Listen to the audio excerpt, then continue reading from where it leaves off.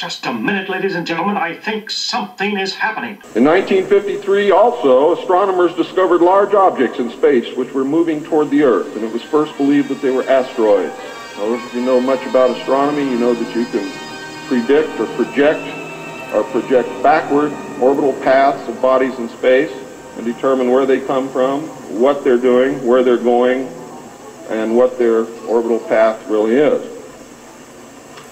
Well, this failed to pan out, and the evidence proved that the objects could only be spaceships intelligently guided.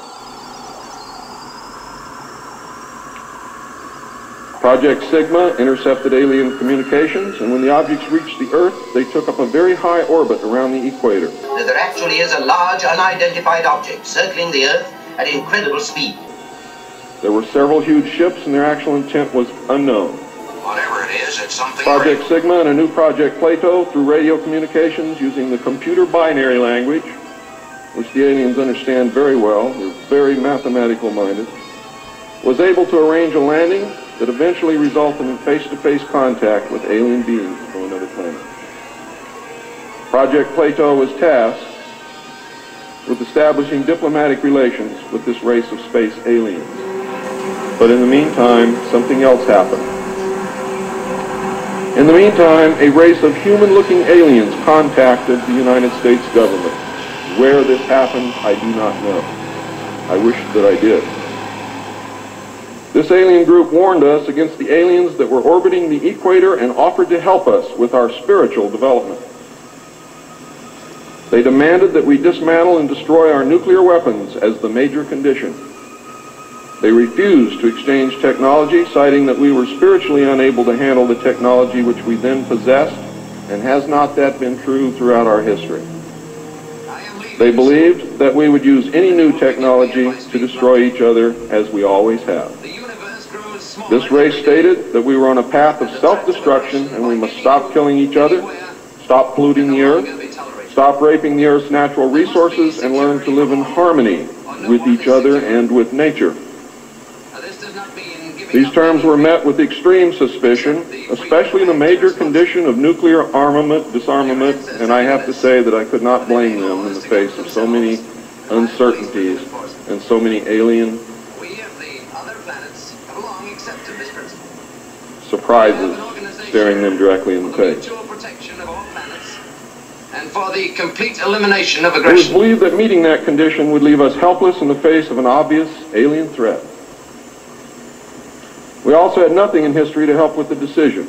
Nuclear disarmament was not considered to be within the best interest of the United States, and the overtures were rejected. Later in 1954, the race of large-nosed gray aliens which had been orbiting the Earth landed at Holloman Air Force Base. It happened in 1954, ladies and gentlemen. If you take everything that Bob Ebenegger has ever said and subtract 10 years from it, you will be right on the money. A basic agreement was reached. An alien named Krill was left as a pledge that they would return and formalize the agreement. In fact, he was a hostage. This race identified themselves as originating from a planet around a red star in the constellation of Orion, which we call Betelgeuse. I believe that that's a lie. They lie a lot, and they deceive a lot, and it is evident through every action that they've ever done with us. The truth is, ladies and gentlemen, these creatures might be from Mars, really. They stated that their planet was dying and that at some unknown future time they would no longer be able to survive there. This led to a second landing at Edwards Air Force Base. The historical event had been planned in advance and details of the treaty had already been agreed upon. Eisenhower arranged to be in Palm Springs on vacation. On the appointed day, the president was spirited away to the base, and the excuse was given to the press that he was visiting the dentist for a toothache. President Eisenhower met with the aliens, and a formal treaty between the alien nation and the United States of America was signed. We then received our first alien ambassador from outer space. His name and title, and I know it sounds ridiculous, but it's absolutely true. His name and title was His Omnipotent Highness Krill, pronounced krill, spelled K-R-L-L-L or C-R-L-L-L. In the American tradition of disdain for royal titles, he was secretly called Original Hostage Krill, or O.H. Krill,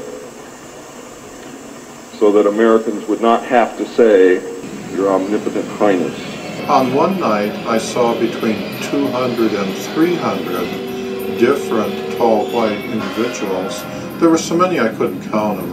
Lined up along the mountains to the east of, up along where the ammunition bunker was. You should know that the alien flag is known as the trilateral insignia.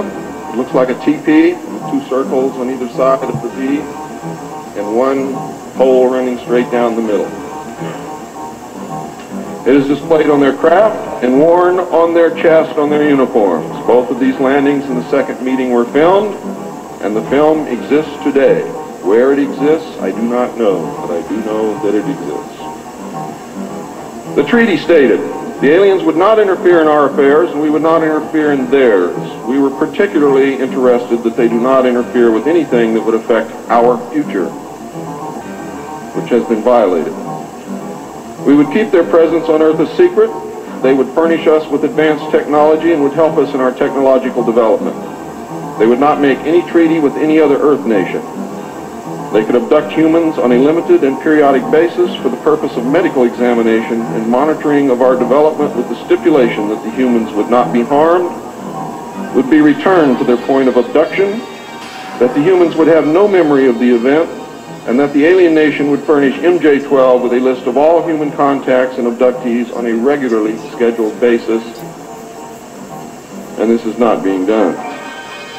It was agreed that each nation would receive the ambassador of the other for as long as the treaty remained in force. It was further agreed that the alien nation and the United States would exchange 16 personnel each to the other with the purpose of learning each of the other.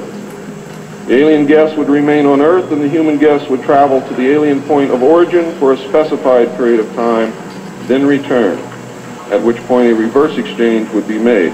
I have no knowledge whatsoever of what happened to those original 16 humans who left the Earth with the aliens. I get white knuckles just thinking about what might be ahead for those folks. It was also agreed that bases would be constructed underground for the use of the alien nation, and that two bases would be constructed for the joint use of the alien nation and the United States government. The base at Dulce is one, the base at S4 in the area known as Area 51 or Dreamland is the second. Exchange of technology would take place in the jointly occupied bases. These alien bases would be constructed under Indian reservations in the four corners of Utah, Colorado, New Mexico, and Arizona, and one would be constructed in Nevada in the area known as S4, located approximately 7 miles south of the western border of Area 51, otherwise known as Dreamland. All alien areas are under complete control of the Naval Department, and all personnel who work in these complexes receive their checks from the Navy. Construction of the bases began immediately, but progress was slow until large amounts of money were made available in 1957, and in the meantime work continued on the Yellow Book with the information derived from the guests. I would like to say at this time that the movie that most of you may have seen, how many of you saw Close Encounters of the Third Kind? Yes. Who are you people? That movie was absolutely true. Yeah, I got one just like it in my living room. Who are you people? Those events did take place. Who are you people? Not exactly as you saw them, not in the place where you saw them take place, but there was a landing, there was an agreement, there was conversation, there was an exchange of personnel made. Who are you people?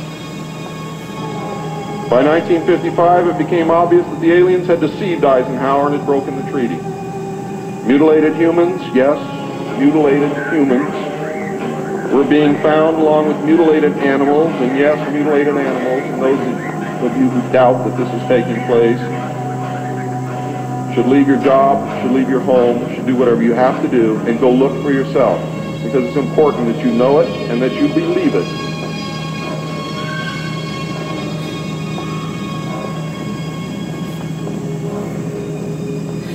These things were being found all across the United States.